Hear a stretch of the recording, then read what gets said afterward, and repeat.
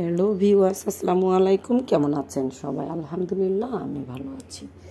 তো কামনাস daily life থেকে অনেক দিন পরে ছোট্ট একটি ব্লগে আপনাদের সবাইকে স্বাগত। তো যারা নতুন বা পুরনো আমার যে বন্ধুরা আমার ভিডিওগুলো দেখেন তারা কেমন আছেন অবশ্যই কমেন্টে জানাবেন, এবং আলহামদুলিল্লাহ আপনাদের সবার দোয়ায় আমি অনেক ভালো আছি। তো এই ব্লগটা ছিল অনেক আগের একটা ব্লগ, যেটা আমি এডিট করে রেখেছিলাম কিন্তু ছাড়তে পারিনি। তো অনেক দিন পরে এটা ছাড়লাম। তো এই যে একদম ভোরে 7টার দিকে ছাদে চলে আসলাম। আসার পরে এই যে গাছগুলো যত্ন করে রেখেছিলাম, আগের ব্লগটিতে দেখিয়েছি, তো এগুলোতে পানি দিলাম। তো পানি দেওয়ার পরে চলে আসলাম নিচে আসার পরে সকাল একদম 8টা বাজে। তো 8টার দিকে সকাল কি নাস্তা রেডি করব, তো মেয়েকে ডাক দিলাম। ঘুম থেকে ওঠার পরে ভাবলাম যে কি করব। তো মেয়ে বলল আম্মু আলু পরাটা বানাবো। তো মেয়ের সাথে আমিও এই যে বসে পড়েছি আলু পরাটা বানাতে। তো মেয়ে আর আমি আলুর পরাটা বানিয়ে নিলাম। তো আলু পরাটাটা আসলে অনেক সুন্দর হয়েছিল। আমার মেয়ে বেলে দিয়েছে এবং আমি যে দাঁড়িয়ে দাঁড়িয়ে এখানে ভেজে নিচ্ছি। আর এই পরাটাটা আসলে অনেক অনেক অনেক মজা হয়েছিল। আর যেহেতু আমার মেয়ে আমাকে হেল্প করেছে, তো হেল্প করার জন্য আমার মেয়েকে অনেক অনেক ধন্যবাদ। আর আমার ছোট্ট মেয়েটার জন্য সবাই অবশ্যই দোয়া করবেন, এবং আমার মেয়েকে সবাই ভালোবাসার চোখে দেখবেন। আর আমার মেয়ে আসলে এখন মাশাআল্লাহ আমি অসুস্থ হওয়ার পরে অনেক অনেক কাজ করে এবং সকাল সন্ধ্যা আমাকে অনেক হেল্প করে। তো এই যে কথা বলতে বলতে পরোটাগুলো ভেজে নিয়ে চলে আসলাম ঘরে। তো এখন খাবো। তো পরোটাগুলো মাশাআল্লাহ অনেক নরম হয়েছে।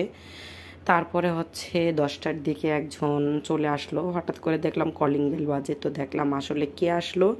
তো এই যে গাছের বেল নিয়ে আসলো একজন, গাছের পান এবং সুপারি নিয়ে এসেছে। তো তাদের বাড়িতে নাকি পান গাছ আছে, সুপারি গাছও আছে। আর বগুড়ার থেকে দই নিয়ে এসেছে 3টা। তো বগুড়ার দই আসলে আমার অনেক অনেক পছন্দ, আমার হাজব্যান্ডেরও অনেক পছন্দ, বাট আমার মেয়েও অনেক পছন্দ করে। মেয়ে যে পছন্দ করে তা না। তো মাশাআল্লাহ অনেক কিছুই বাড়ির থেকে নিয়ে এসেছে। তারপরে দুপুরে দাওয়াত। তো আজকে সারাটা দিন না বেঁধে কীভাবে কাটাচ্ছি। তো দুপুরে একজনের বাসায় দাওয়াত আছে, তো দাওয়াত খাবো। তো আমার ব্লগ যারা প্রতিনিয়ত দেখেন তারা অবশ্যই জানেন যে আসলে আমি ভর্তাটা একটু বেশি পছন্দ করি। আর যার বাড়িতে দাওয়াত খেতে গিয়েছি সেও ভর্তাটা অনেক পছন্দ করে। দুইজনে একসাথেই আমরা এই ভর্তা ভাতটা প্রায় দিনই বানিয়ে থাকি। তো প্রায় দিনই আমি ব্লগে এটা শেয়ার করি। তো এই ভর্তা ভাতটা আসলে আমাদের অনেক প্রিয়, যা আমরা 5-7 জন বা 10 জন মিলে একসাথে এই খাবারটা খেয়ে থাকি। তো সে দাওয়াত দিল দুপুরবেলায় এই ভর্তা ভাতের। তারপরে এই ভর্তা ভাতটা খেলাম। খাওয়ার পরে তারপরে চলে আসবো বাসায়। তো আসলে অনেক অনেক মজা হয়েছে। যাদের পছন্দ তারা অবশ্যই কমেন্ট করবেন, কমেন্ট করে জানাবেন। তারপরে একদম সন্ধেবেলা। তো সন্ধেবেলা পাশের রুমে এক ভাবি আছে, তার ছেলে চানাচুর নিয়ে আসলো। তো 1 প্যাকেট চানাচুর নিয়ে এসে বলল যে আন্টি নেন চানাচুরটা, মুড়ি দিয়ে মাখান। তো আপনারাও খাবেন, আমিও খাবো। তারপরে যেমন কাজ তেমন করে দিলাম। তো চানাচুরগুলো মাখিয়ে নিলাম। নেওয়ার পরে মুড়ি মাখাবো।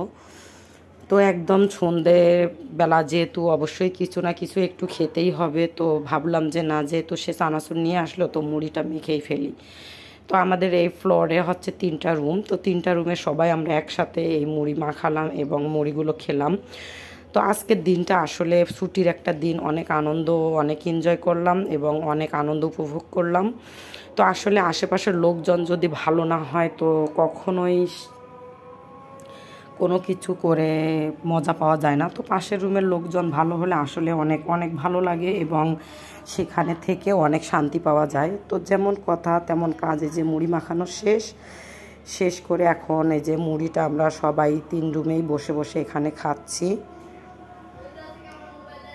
তো ভয়েসটা দিতে দিতে হঠাৎ করে আজান দিয়ে দিল। তো অবশ্যই কেউ কিছু মনে করবেন না।